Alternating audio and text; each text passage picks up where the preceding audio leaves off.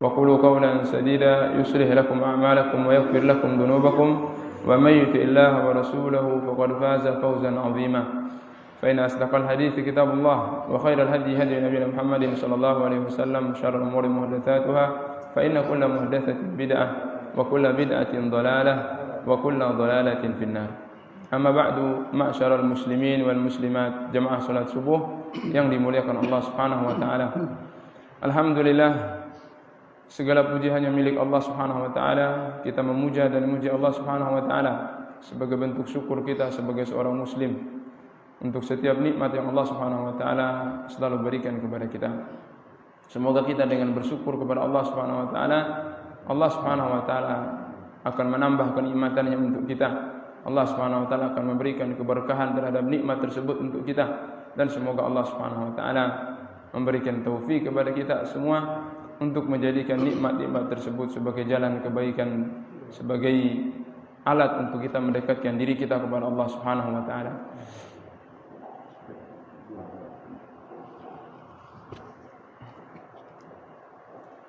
Kemudian salawat dan salam semoga selalu tercurahkan kepada Nabi kita yang mulia Muhammad sallallahu alaihi wasallam, kepada para keluarga dan para sahabatnya, dan juga kepada seluruh umatnya yang selalu berada di atas petunjuknya sampai di hari kiamat nanti. Semoga salawat dan salam selalu tercurahkan untuk mereka. Jemaah salat subuh yang dimuliakan Allah Subhanahu wa taala, alhamdulillah pada pagi hari ini Allah Subhanahu wa taala dengan rahmat dan kasih sayangnya memberikan taufik kepada kita semua untuk kita melaksanakan ibadah yang Allah Subhanahu wa taala wajibkan kepada kita semua. Dengan kita mulai dengan sahur, dengan berpuasa, kemudian dengan kita melaksanakan salat berjamaah di masjid yang ini luar biasa, Masjid Al-Ijtihad. Ini adalah nikmat-nikmat Allah Subhanahu wa taala yang luar biasa kepada kita. Selebihnya kita memohon dan berdoa kepada Allah Subhanahu wa taala agar Allah Subhanahu wa taala menerima amal-amal ibadah kita tersebut. Kaum muslimin dan muslimat yang dimuliakan Allah Subhanahu wa taala, Allah Subhanahu wa taala mensyariatkan kepada kita banyak sekali ibadah. Terutama di bulan Ramadan ini ada ibadah-ibadah yang Allah Subhanahu wa taala syariatkan kepada kita yang mungkin tidak ada pada bulan-bulan yang lainnya. Jemaah kaum muslimin yang dimuliakan Allah Subhanahu wa taala, 30 hari atau mungkin 29 hari nanti kita akan berpuasa di bulan Ramadan ini. Tentu dibalik daripada ibadah itu, dibalik daripada semua amalan tersebut, ada sesuatu yang kita harapkan kepada Allah Subhanahu wa taala. Ada sesuatu yang ingin kita dapatkan dari Allah Subhanahu wa taala. Selain kita melaksanakan sebagai kewajiban kita sebagai seorang muslim untuk kita beribadah kepada Allah Subhanahu wa taala, tapi di waktu yang sama kita juga mengharapkan agar apa yang kita lakukan, apa yang kita persembahkan kepada Allah Subhanahu wa taala berupa ibadah-ibadah tersebut mendapatkan ganjaran dan balasan di sisi Allah Subhanahu wa taala. Terkhusus kaitan dengan ibadah puasa yang kita lakukan pada bulan Ramadan ini. 30 hari kita menahan haus dan lapar kita, menahan syahwat kita di siang harinya. Semua itu satu tujuan kita adalah untuk mendapatkan keridhaan Allah, untuk mendapatkan pahala di sisi Allah Subhanahu wa taala kelak ketika kita bertemu dengan Allah Subhanahu wa taala. Jemaah kaum muslimin yang dimuliakan Allah Subhanahu wa taala, akan tapi meskipun demikian Rasulullah sallallahu alaihi wasallam menjelaskan kepada kita bahwa atau kondisi sebagian daripada manusia, kondisi sebagian daripada manusia yang Rasul sallallahu alaihi wasallam jelaskan dalam hadis yang sahih dari Abu Hurairah radhiyallahu taala anhu dalam riwayat Ibnu Majah. Nabi sallallahu alaihi wasallam menyebutkan, "Rubba shaimin laisa lahu min siyamihi illa al-ju' wa rubba qaimin laisa lahu min qiyamihi illa as-sahar." Nabi SAW bersabda, "Rubba shaimin laisa lahu min siyamihi illa al-ju'." Betapa banyak orang yang berpuasa tapi dia tidak mendapatkan hasil dari puasanya kecuali rasa lapar saja. Wa rubba qaimin laisa lahu min qiyamin illa as-sahar. Dan betapa banyak orang yang melakukan qiyamul lail, salat tarawih, tapi dia tidak mendapatkan hasil daripada salat tarawihnya kecuali hanya menghabiskan waktu di malam hari saja. Tentu jemaah sekalian yang dimuliakan Allah Subhanahu wa taala, ini sedikit membuat khawatir kita. Ya. Memang kita sering mendengarkan tentang keutamaan puasa di bulan Ramadan, keutamaan qiyamul lail di bulan Ramadan, keutamaan ibadah di bulan Ramadan.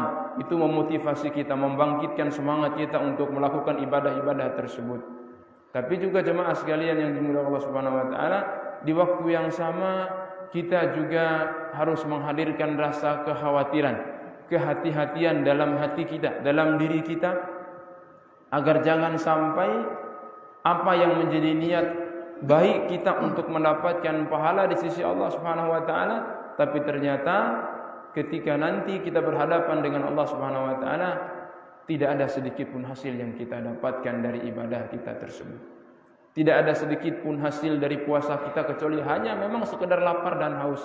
Tidak ada sedikit pun dari salat malam kita kecuali memang menghabiskan waktu-waktu malam hari saja.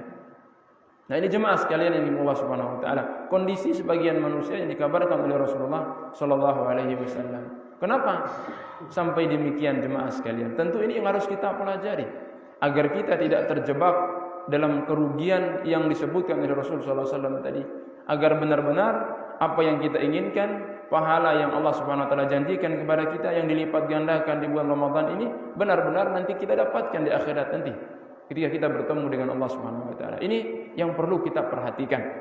Selain kita bersemangat beribadah, juga kita memperhatikan, kita melihat atau kita menjaga ibadah kita tersebut agar tidak sia-sia. Mun sing hindai bojor bae demakim puah. Waraja di edar tanda ndai ni pia. Waraja di poke buning itu. Jemaah kaum muslimin yang dimuliakan Allah Subhanahu wa taala, secara khusus Nabi sallallahu alaihi wasallam menyebutkan dalam hadis ini kaitan dengan dua hal. Dengan salat malam atau yang pertama dengan apa? Dengan puasa. Kenapa seseorang itu tidak bisa mendapatkan atau tidak mendapatkan hasil dari puasanya? Ada beberapa hal yang disebutkan oleh Rasulullah sallallahu alaihi wasallam dalam hadis-hadis beliau yang lainnya. Yang pertama, Nabi sallallahu alaihi wasallam menyebutkan dalam hadis yang lainnya tentang kondisi orang yang berpuasa. Nabi sallallahu alaihi wasallam bersabda, "Man lam yada' qaulaz zur wal amala bihi, falaysa lillahi hajatun fi an yada'a ta'amahu wa syarabahu." Barang siapa yang tidak bisa meninggalkan perkataan dusta dan mengamalkan kedustaan tersebut, maka Allah Subhanahu wa taala tidak lagi butuh dengan dia meninggalkan makanan dan minumnya. Artinya Allah Subhanahu wa taala tidak lagi butuh dengan puasa dia. Artinya percuma dia meninggalkan makanan dan minumnya, percuma dia lapar. Nabi SAW menyebutkan, "Man lam yada' qaulaz zur wal amala bihi." Barang siapa yang tidak meninggalkan ucapan dusta dan mengamalkan kedustaan, mengamalkan ucapan dusta tersebut. Ini salah satu sebab kenapa seseorang itu tidak mendapatkan pahala dari puasanya. Mungkin secara hukum dunianya puasanya sah-sah saja. Orang yang berdusta tetap sah puasanya, tapi dia tidak mendapatkan pahala atau dia tidak bisa menikmati pahala daripada puasanya tersebut. Kenapa? Ya. Apa kaitan kedustaan dengan pahala puasa ataupun pahala-pahala ibadah yang lainnya? Karena kita sedang bulan puasa, jadi kita mungkin sedikit menghususkan kaitan dengan puasa. Apa kaitan dengan kedustaan dengan pahala ibadah kita? Jemaah kaum muslimin yang dimuliakan Allah Subhanahu wa taala, kedustaan ini adalah sumber kezaliman yang sangat besar yang dilakukan oleh manusia. Dengan ucapan dusta, manusia bisa merampas dan memakan hak-hak orang lain. Dengan ucapan dusta, dia bisa menipu orang lain. Dengan ucapan dusta, dia bisa melakukan kezaliman-kezaliman terhadap hak-hak manusia yang lainnya. Terjebaknya dia terhadap kezaliman atau di dalam kezaliman yang bersumber dari kedustaan inilah mata rantai daripada apa yang disebutkan oleh Rasulullah SAW dalam hadis tadi, sehingga dia tidak bisa menikmati pahala dari puasa ataupun dari ibadah-ibadah dia yang lainnya. Nabi SAW menyebutkan dalam hadis yang lainnya, berkata kepada para sahabat, "Atadruna mal muflis?" Tahukah kalian, wahai para sahabat, orang yang bangkrut, orang yang bangkrut, ya, bangkrut. Para sahabat mengatakan, "Al-muflisu fina man la dirham lahu wala mata." Orang yang bangkrut di tengah kita, wahai Rasulullah, tidak ada lagi modal untuk usaha, tidak ada lagi barang yang dia bisa perjualbelikan. Maka Nabi SAW ingin memahamkan kepada para sahabat bahwa hakikat kerugian itu bukan rugi duniawi, bukan rugi perniagaan, bukan rugi peternakan atau pertanian. Rugi perniagaan kita mungkin bisa memulai usaha yang baru. Rugi pertanian bisa kita menanam lagi. Ya. Tapi yang Rasul SAW inginkan kepada para sahabat dan kepada kita semua adalah apa? Agar kita hati-hati dari kerugian akhirat. Nabi SAW menjelaskan, "Al-muflisu min ummati." Orang yang muflis, yang bangkrut dari umatku, kata Rasulullah SAW. Ya dari kita, karena kita adalah umat Rasulullah SAW. Berarti ada di antara umat Rasulullah SAW itu yang bangkrut. Al-muflisu min ummati, orang yang bangkrut dari umatku, kata Rasulullah SAW. Man ya'ti yaumal qiyamati bi salatin wa siyamin wa zakatin ya'ti wa qad syatama hada wa qadhafa hada wa daraba hada wa akala mala hada wa safaka dama hada.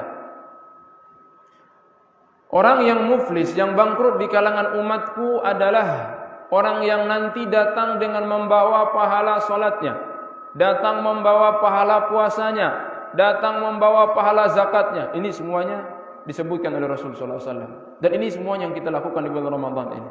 Salat, puasa, zakat, dia membawa pahala-pahala tersebut. Pahala-pahala salatnya, pahala puasanya, pahala zakatnya. Tapi Nabi SAW menyebutkan di waktu yang sama, dia juga melakukan perbuatan yang tadi, yang membuat dia rugi, tidak bisa menikmati dari pahala rangkaian ibadahnya tadi.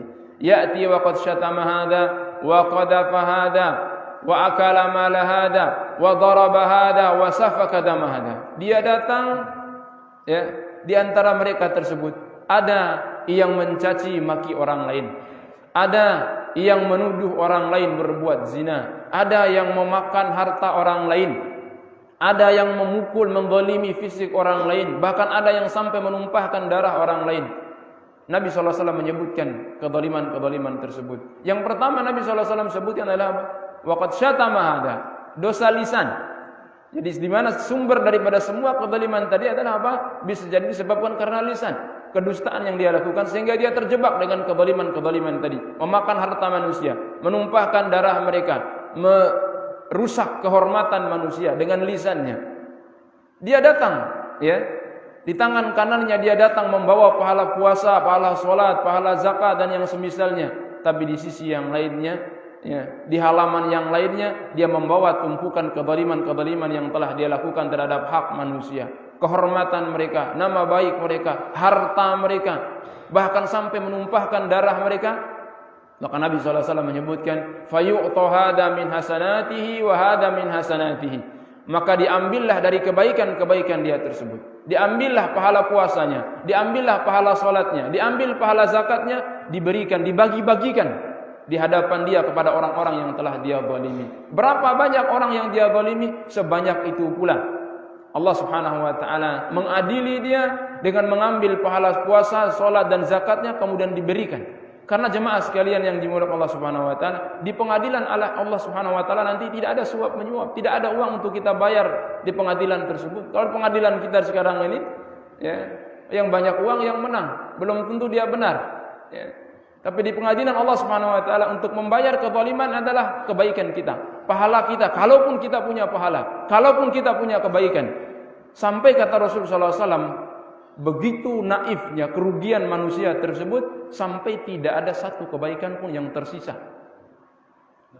Fa in faniyat hasanatuhu qabla an yuqda ma alaihi ukhidha min sayyi'atihim thumma turihat alaihi thumma turiha finnar. Nabi SAW menyebutkan, dibagi-bagi pahala puasa, pahala salat kepada sekian banyak manusia yang dia zalimi dengan perbuatan-perbuatan tadi. Sampai apabila tidak tersisa lagi satu kebaikan pun, sementara masih banyak orang yang dia zalimi, Allah Subhanahu wa taala yang Maha Adil, yang Maha Rahmat, yang Maha Bijaksana. Allah Subhanahu wa taala mengambil dosa-dosa orang tersebut, kemudian ditimpakan kepada dia, dia pun dilemparkan oleh Allah Subhanahu wa taala ke dalam neraka jahanam. Begitu luar biasa, ya. Begitu ruginya manusia. Datang membawa pahala puasa, datang membawa pahala salat, datang membawa pahala zakat dan pahala-pahala kebaikan dia yang lainnya, tapi di waktu yang sama dia terjebak dengan kezaliman terhadap manusia, kezaliman terhadap harta mereka, kezaliman terhadap kehormatan mereka, kezaliman terhadap darah mereka, maka Allah Subhanahu wa taala akan mengadili dia, dan disitulah mata rantai tadi, benang merah. Kenapa Rasul sallallahu alaihi wasallam menyebutkan bahwa ada di antara manusia yang tidak bisa menikmati pahala dan buah daripada ibadahnya tadi. Ini di antara sebabnya jemaah sekalian yang dimuliakan Allah Subhanahu wa taala. Maka jemaah sekalian yang dimuliakan Allah Subhanahu wa taala, selain kita semangat untuk beribadah, selain kita semangat untuk puasa, salat dan zakat, di waktu yang sama juga kita lebih semangat lagi untuk menjaga diri kita dari terjebak dalam perbuatan-perbuatan kezaliman, terutama kaitan dengan lisan, menjaga lisan kita, menjaga hak-hak orang lain, ya, menjaga agar tidak terjebak dalam kezaliman terhadap hak-hak manusia yang lainnya. Ini sebab di antara sebab-sebab yang disebutkan oleh Rasulullah sallallahu alaihi wasallam. Kemudian sebab yang lainnya, dan ini yang lebih yang jauh lebih parah, ya, dibandingkan dengan sebab yang tadi. Karena efeknya, konsekuensinya adalah luar biasa.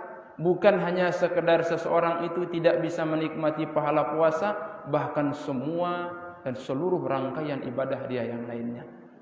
Yang kita maksud di sini adalah terjebaknya manusia ke dalam dosa kesyirikan. Terjebaknya manusia ke dalam dosa kesyirikan. Apabila seseorang, ya, seorang muslim atau muslimah, dia terjebak dalam dosa kesyirikan, maka dosa kesyirikan tersebut akan menghapus lautan amal solehnya, akan menghapus lautan amal kebaikannya, akan menghanguskan semua nilai daripada amal ibadah yang dia lakukan.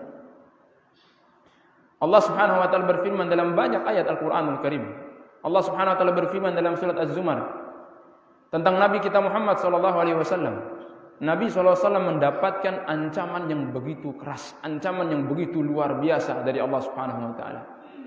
Allah Subhanahu wa taala berfirman, "Wa laqad uhiya ilaika wa ilal ladzina min qablika la in asyrakta la yahbatanna 'amaluk wa la takunanna minal khasirin."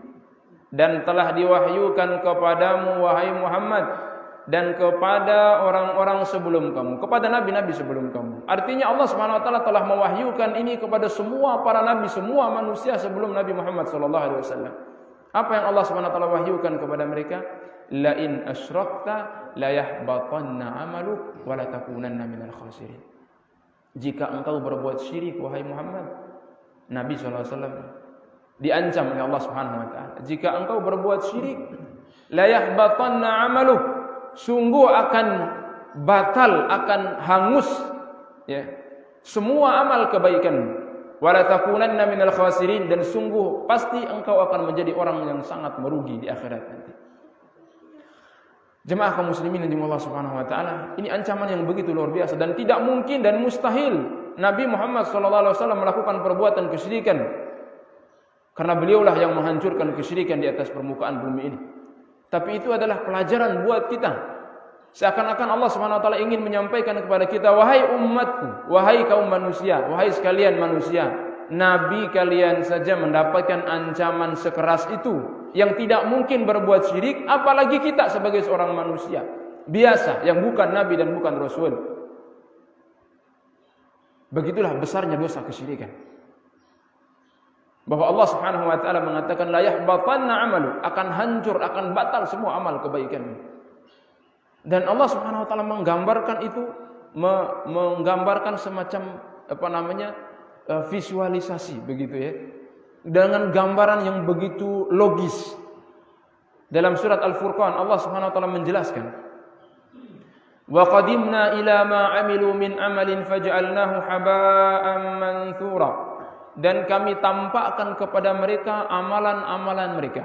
Allah Subhanahu wa taala akan menampakkan, akan memutar ulang kembali amalan perbuatan manusia di hari kiamat nanti. Lihat amalan kalian. Ini salat, puasa, zakat kalian. Lihat. Allah Subhanahu wa taala tampakkan kembali perbuatan manusia. Tapi Allah Subhanahu wa taala mengatakan, "Faj'alnahu haba'an manthura." Kami jadikan itu semua bagaikan debu yang berterbangan. Au pune kalau burab angin gitu mun gawe bojoken. Itu yang Allah Subhanahu wa taala gambarkan bahwa ada sebagian kondisi manusia yang Allah perlakukan dengan hina seperti itu. Allah Subhanahu wa taala tampakkan di hadapan dia semua amal-amal kebaikannya, tapi di akhirnya Allah Subhanahu wa taala hamburkan amal kebaikan tersebut. Allah Subhanahu wa taala mengatakan bagaikan debu yang berterbangan, yang dihembus oleh angin yang kencang, tidak ada sedikit pun yang tersisa.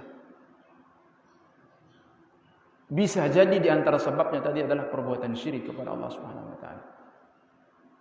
Syirik tidak selalu diidentikan, kita selalu memahami dengan pemahaman yang sempit, orang yang sujud kepada patung berhala dan seterusnya, seperti 400 atau 1400 tahun yang lalu yang Rasul sallallahu alaihi wasallam perangi orang-orang musyrikin itu. Syirik bisa berupa benda yang kita gantung di rumah-rumah kita, yang kita yakini benda tersebutlah yang akan menjaga rumah kita. Syirik bisa berarti apa? Bisa berupa benda-benda yang kita gantung di kendaraan kita, yang kita yakini bahwa benda itulah yang akan menyelamatkan selama perjalanan kita. Syirik bisa berbenda-benda keramat, bisa bentuk benda keramat yang kita gantung di toko-toko kita, yang kita yakini bahwa benda itulah yang akan mendatangkan keuntungan dalam perniagaan kita. Dan seterusnya. Nabi SAW dalam hadis, ya, ketika melihat seorang sahabat, ya, mengikat jimat di tangannya, Nabi SAW dalam hadis ini riwayat Bukhari dan Muslim, Nabi SAW didatangi oleh 10 orang ingin berbaiat, ingin masuk Islam, yang 9 orang diterima oleh Rasulullah SAW, yang 1 tidak. Para sahabatnya bertanya, "Ya Rasulullah, ya, bay'ata tis'an wa tarakta wahidan." Wahai Rasulullah, engkau menerima Islam 9 orang ini kemudian tidak menerima 1 ini. Fi yadihi tamimah, kata Rasulullah SAW, di tangannya ada jimat, ada tamimah. Ada benda yang dia gantung. Biasa kebiasaan orang-orang musyrikin seperti itu. Seperti sebelum mereka melakukan perjalanan, mereka menggantung jimat-jimat untuk menjaga mereka. Itu yang mereka yakini. Maka Nabi SAW memerintahkan kepada para sahabatnya untuk apa? Memeriksa, ada di tangannya. Kemudian dicabut, dilemparkan. Dalam riwayat yang lainnya Nabi SAW menyebutkan kepada salah seorang sahabat, "Innaka law mitta wa hiya 'alaika ma aflahta abadan." Seandainya engkau mati dan benda tersebut masih menggantung pada dirimu, engkau tidak akan pernah beruntung selama-lamanya. Jemaah kaum muslimin yang Allah Subhanahu wa taala. Masih banyak di antara kita, ya, yang menyimpan benda-benda keramat, benda-benda yang dikatakan benda pusaka, yang diyakini bahwa benda itulah yang mendatangkan kebaikan, yang menolak bahaya dari diri kita. Itu adalah bentuk kesyirikan yang dilarang oleh Allah Subhanahu wa taala. Kemudian di antara bentuk atau contoh yang nyata yang Nabi SAW sebutkan tentang bahaya dosa kesyirikan ini, dalam hadis yang diriwayatkan oleh Sahabus Sunan, Nabi SAW menyebutkan, "Man ata arrafan au kahinan lam tuqbal lahu salatun arba'ina yauman." Barang siapa yang datang ke tukang ramal atau tukang dukun, tidak akan diterima salatnya 40 hari. Datang kepada tukang ramal, dom moke yang bojong ini, ya, dom moke. Ya, dom luar dok di koharima, dok di gelas segala macam, barang tahun dari moda, lara ka dom luar ngai dor kan. Matarau dom luar, pala dom luar keringu tu. Ya, dom luar keringu tu, ya. Datang, ya, kepada tukang ramal, au kahinan atau kepada dukun, ya. Dukun kalau bahasa kerennya orang sekarang itu penasehat spiritual untuk mengelabuhi manusia. Seakan-akan itu bukan perbuatan syirik, dikasih bahasa yang keren, penasehat spiritual. Luar biasa jemaah sekalian.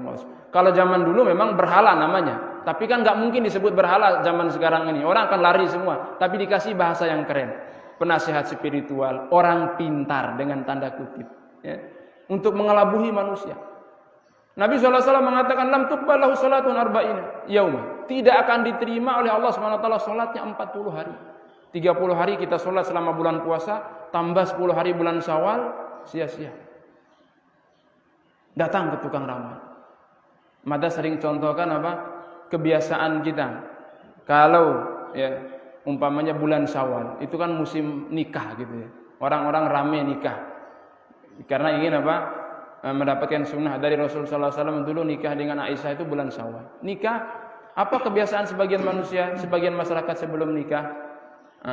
Ditanyakan dulu, la dodo wa kanai. Semunir gana kai pun air gana mamone mun air gana msibe dikecampo, di dodo kai pun air pun gana pun aiku. Au ngaran iki nikah tanggal nikah kai ngedoh ke mepas, melok berbahagia mena. Sebagian kaum muslimin seperti itu meyakini. Seakan-akan kebahagiaan atau tidaknya mempelai ini adalah tergantung hasil ramal daripada orang itu. Ya. Kalau dia ramal tanggal sekian akan bahagia, kalau dia ramalnya tanggal sekian tidak akan bahagia. Dia balik ke rumah, di luar rumah. Apa? Di mana kita ketergantungan kita kepada Allah Subhanahu wa taala? Yang kita mulai rumah tangga dengan kita bertawakal kepada Allah Subhanahu wa taala, kita memulai rumah tangga kita dengan perbuatan syirik. Dengan bergantung kepada apa? Hasil-hasil ya, ramal orang-orang seperti itu. Jangankan untuk meramal nasib orang, nasib dia sendiri kita tidak tahu. Dan ini jemaah sekalian bertentangan dengan apa yang Allah Subhanahu wa taala jelaskan dalam Al-Qur'an kepada kita.